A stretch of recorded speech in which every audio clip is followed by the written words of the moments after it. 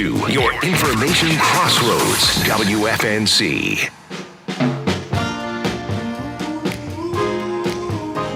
All Sookie now. News Talk 640 WFNC.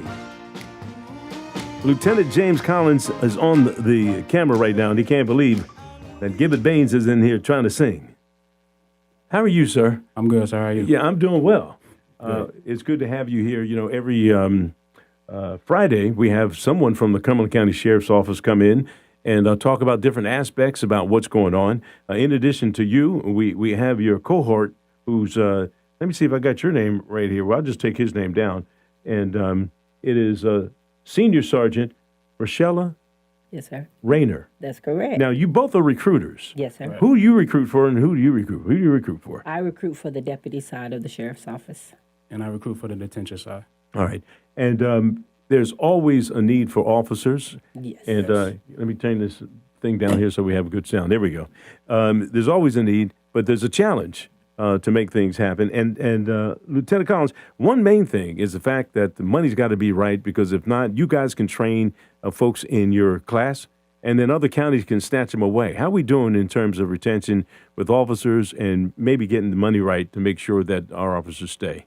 Well, I think retention is the biggest thing right now. I think if more of the veteran officers stay, then once we get the new officers on, get them trained up right, I think that kind of works. How long is the training course right now, and how's that work?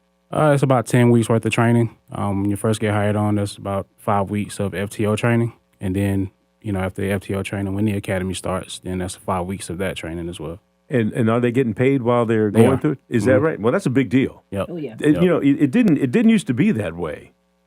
That's true. No, it used to be they used to have to go to either FTCC or they either went to Sandhills, and sometimes even Sandhills had a night school where they could go also to become a deputy sheriff. They could work their regular job and go to school at night. So they was like doing double things in their life. So it made it a lot easier for us to pay for them with the sheriff's office. Senior Sergeant Rayner, you recruit for the other side of the house here. Yes. Talk about what the qualifications are in order for someone to come work on your side of the house.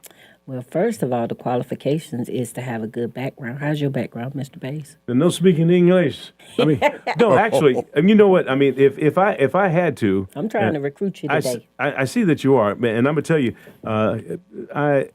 I was a combat communications officer, went through Ranger School and everything, and everybody. I'm 70 years old. I'm too old, right? No, you're never too old, sir. You can come right on.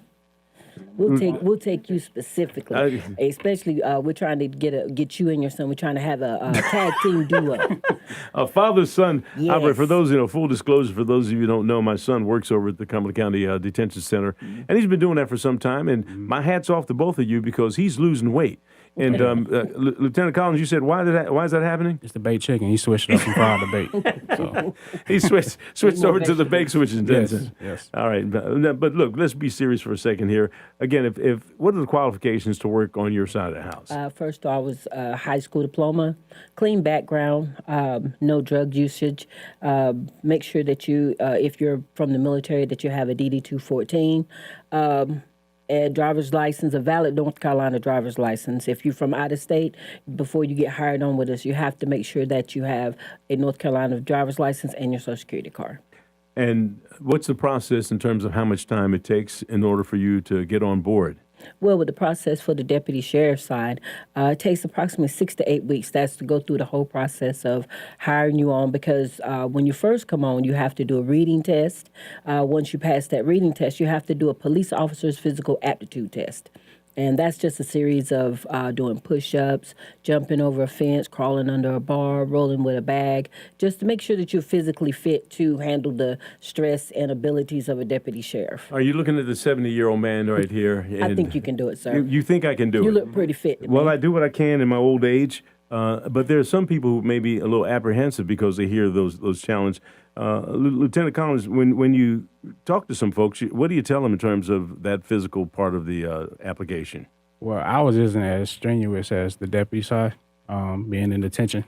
As long as you can climb, flights of stairs, you're pretty much okay. But talk about the hours, because I see my son. He's on, he's off, he's working different shifts. Mm-hmm. How does the rotation work?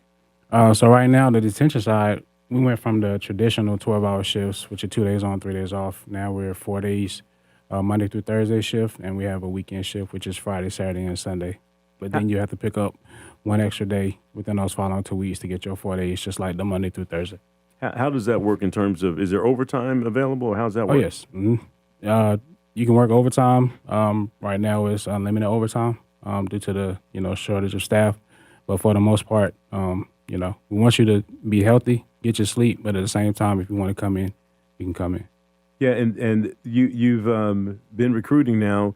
How many employees are you short, and what do you think? How much time is it going to take to make this make up the shortage? It's an ongoing process. Again, retention is the biggest issue. So if we can keep people, which we seem to be doing right now, and just get new officers trained up, I think we'd be at our numbers where we want to be at with the next couple of years. All right, and Sergeant Rayner, for you, what is it like in terms of numbers, and what do you need? Right now, our numbers are about the same as they are. As long as we can keep the retention in, keep the guys in there fully trained, make sure that they're build a rapport with the deputies, and make sure that they get the adequate sleep, and also have that support with the superiors and supervisors, then it stays on. So we're still trying to get them in. The thing that a lot of folks don't realize or forget is that there's some pretty good benefits in terms of working for the sheriff's office. Talk about that a little bit. Yes, with the sheriff's office, we have 401k, we have we have dental, we have our health care benefits that we do allow for the deputies to get, and also take care of their families. And same as that's across the board. Yes, for both yes, sides. Sir. Yes, sir. What do you tell somebody who's a little bit shy about thinking about being involved with the sheriff's office? Well, the first thing I tell them, if I can do it, I know you can do it. I'm not going to tell my height, but I'm rather tall in stature. Okay. And Then. Yes. So, and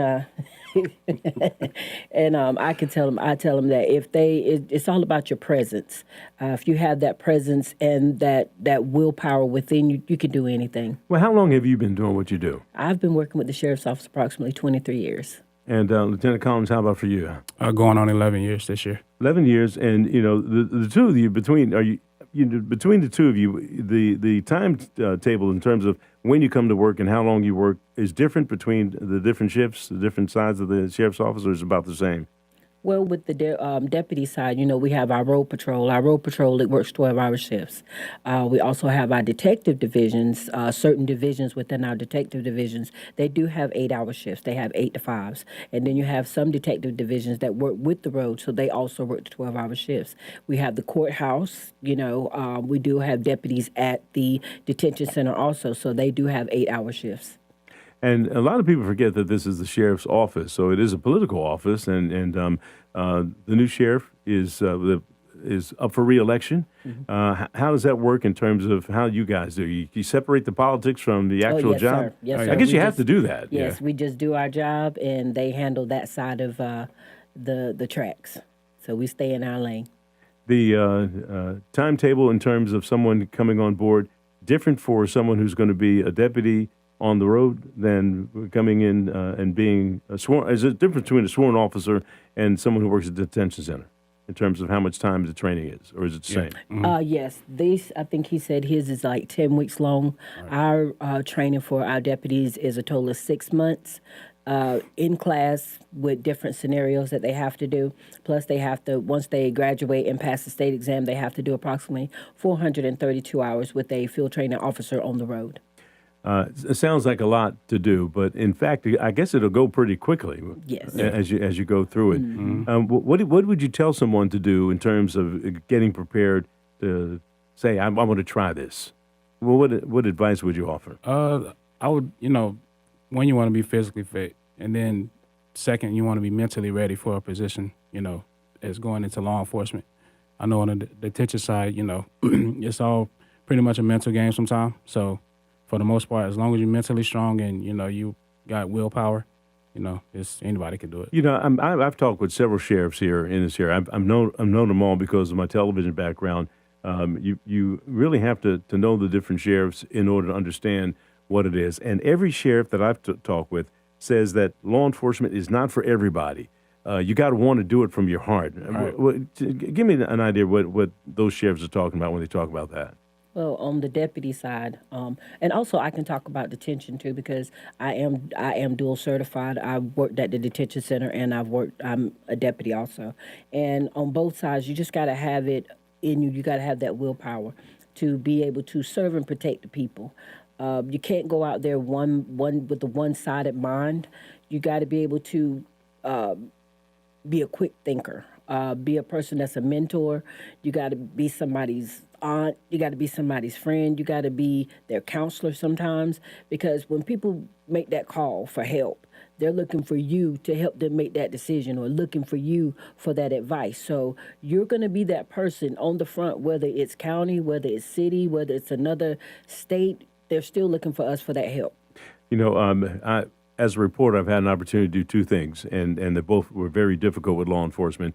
You know, they give reporters an opportunity to come out and make these decisions, split-second decisions in scenarios.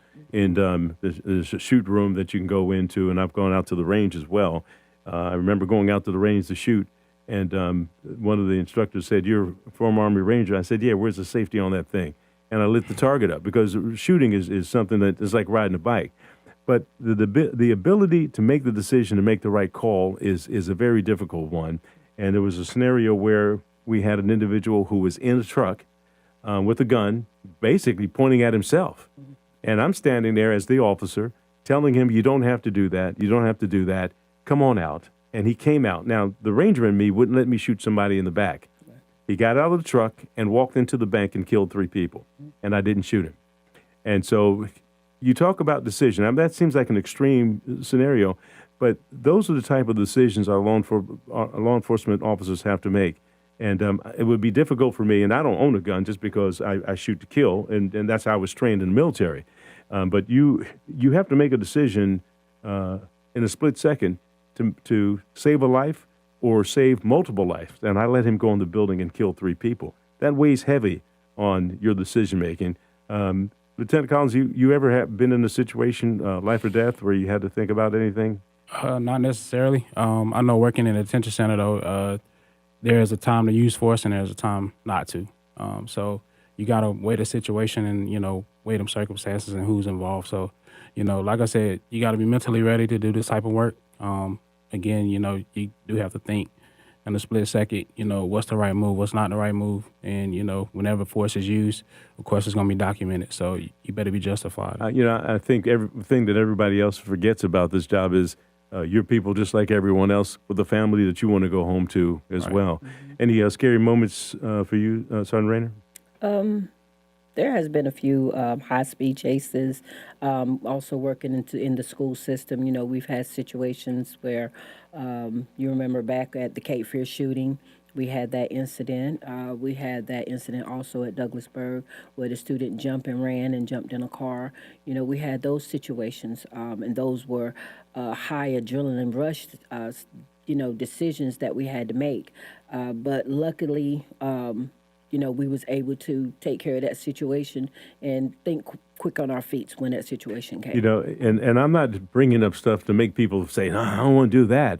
But there's a certain reality to law enforcement. I'll never forget being down on exit 49 with Moose Butler when the Golfin brothers, with that whole thing where you had these 2 kids who robbed a place down in Lumberton, and the officers were shot, and they were killed that day. So there's a lot of weight that goes on everyone, but it is an honorable job, and it is a difficult one. And again, it's not for everyone. Right. But if you think you want to be involved with it, who's going to give me the spiel? Who should they call? And do you call? Is it one or different places for the same thing? Basically, yes, sir. You can go on the CCSO nc.org website. You hit the Logan, join our team, and it has both information up there. It has the information to be a deputy cadet. If you are already certified, it also has the information where you can sign up to be a deputy sheriff.